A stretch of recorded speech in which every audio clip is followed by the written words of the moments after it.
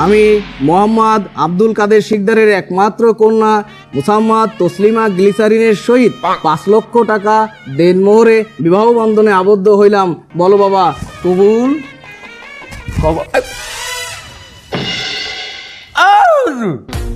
আপনি খালি মাইয়ের কাবিনের কথাই উল্লেখ করলেন, কাকা পোলার কাবিনের কথাটা উল্লেখ করবেন না? আমার পোলারে হেরা কত কাবিন দেবে এটা উল্লেখ করবেন না? আমার বুঝলাম না বিষয়টা, পুরুষের তো কাবিন হয় না। ও কে না কইতে হয় না? এখন দেশে নারী সংস্কার আইন পাস হয়েছে, নারী পুরুষ এখন সমান অধিকার। অধিকার যেহেতু সমান, কাবিনও সমান সমান হওয়া উচিত।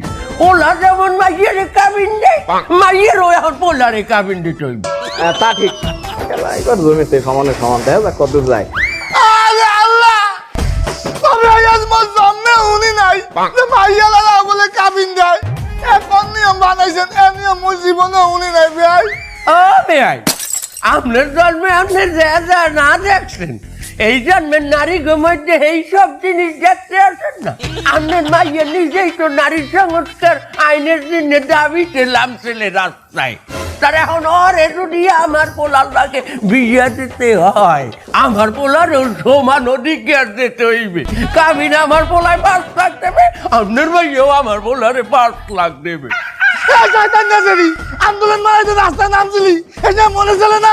তোর নাম মাইয়া নামে এই দিনটা আমার দেয়া লাগলে তুই রাস্তায় আন্দোলন মানে নামছো, আর এই 5 লাখ টাকা দেবে কিনা কাবিন তোর মাইয়া দেবে। জন্ম দিয়ে আসছি এত ছোটকালে, এমনি গায়ে যদি বাজিয়ে লাইতাম তবে এই দিনটা দেয়া লাগবে না। আচ্ছা যাই হোক, আইন সবার জন্য সমান, যেহেতু একটা আইন করা হয়েছে, এখন আমরা এর বাইরে যাইতে পারবো না। 5 লাখ টাকার মধ্যে হইবে, করাত করে দিব, তোর মায়েরও লই যাবো করাত করতে।